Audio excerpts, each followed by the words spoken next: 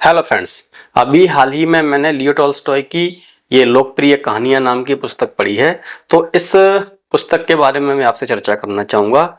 जो लोग उपन्यास पढ़ने के शौकीन हैं या जिन्हें कहानियां पढ़ना पसंद है, उनके लिए ये एक बहुत अच्छी किताब हो सकती है। लियो टॉल्स्टॉय की इसमें 10 छोटी छोटी कहानियां हैं। तो उन छोटी कहानियों को मैं संक्षेप में आपको बता देता हूँ। इसमें एक कहानी दो दोस्तों की है जो धार्मिक यात्रा पर जा रहे होते हैं। तो इस कहानी में लेखक ने यह दिखाने का प्रयास किया है कि धार्मिक यात्रा पर किया गया खर्च किसी भी गरीब आदमी के जीवन यापन पर यदि आप खर्चा करते हैं तो वो अधिक बेहतर होगा। तो एक कहानी का सार इसमें यह है। इसमें एक कहानी आती है दो पड़ोसियों की। दो पड़ोसी आपस में लड़ाई झगड़ा करते रहते हैं और वो पतन की ओर अग्रसर हो जाते हैं, जबकि उनके पिताजी भी, दोनों के ही पिताजी पड़ोसी थे और वो किसान थे। एक दूसरे के खेत में अगर गाय भैंस उनकी जाती भी थी तो वो ये कह कर के आगे से ऐसा नहीं होना चाहिए और आपस में मिलजुल कर रहते थे। इस तरीके से दो पड़ोसियों में जब आपस में झगड़ा होता है तो वो पतन की ओर अग्रसर हो जाते हैं। इसलिए लड़ाई झगड़ा को यहाँ पर इस तरीके से दिखाया गया है कि आपका उसमें पतन ही होगा, भला किसी का होता नहीं है। इसमें एक कहानी आती है एक गरीब आदमी की जिसकी पत्नी बहुत सुंदर थी। तो जब राजा ने देखा कि इसकी पत्नी बहुत सुंदर है, वो उसे अपनी रानी बनाना चाहता था।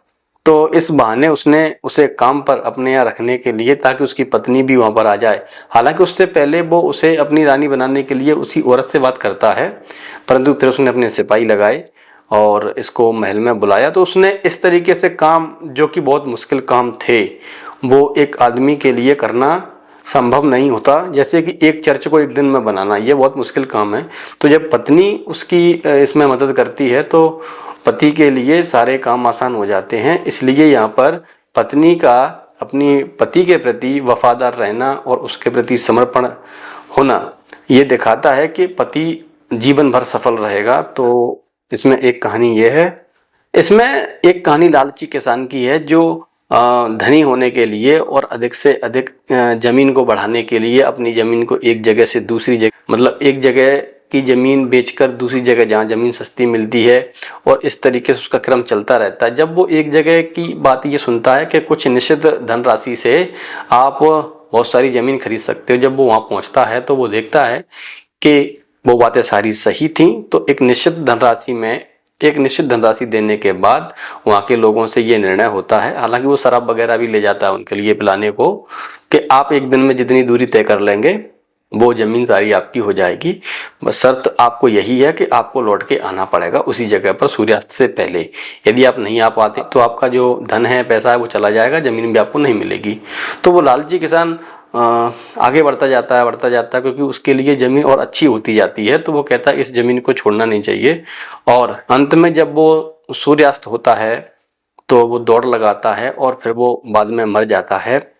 तो वो जमीन तो उसके पास आ जाती है, परंतु उस जमीन को उपभोग करने के लिए वो जीवित नहीं रहता है।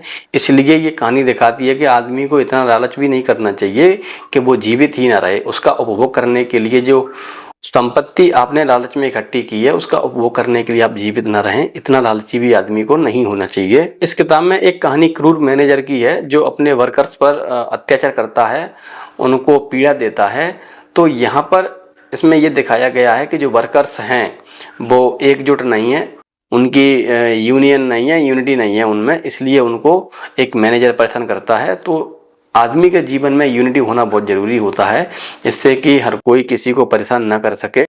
तो इस तरीके से इस किताब में ऐसी बहुत सारी कहानियां हैं जिनकी संख्या 10 है, जो जीवन को प्रेरणा देती हैं, सीख देती हैं। इसलिए मैं ये कहूँगा कि ये किताब लियो टॉल्स्टॉय की हर किसी को पढ़ना चाहिए। बहुत ही शानदार किताब है और ये बहुत ही शानदार उपन्यासकार हैं। तो इसी बात के साथ मैं अपनी वाणी को विराम देता हूँ। Thank you very much.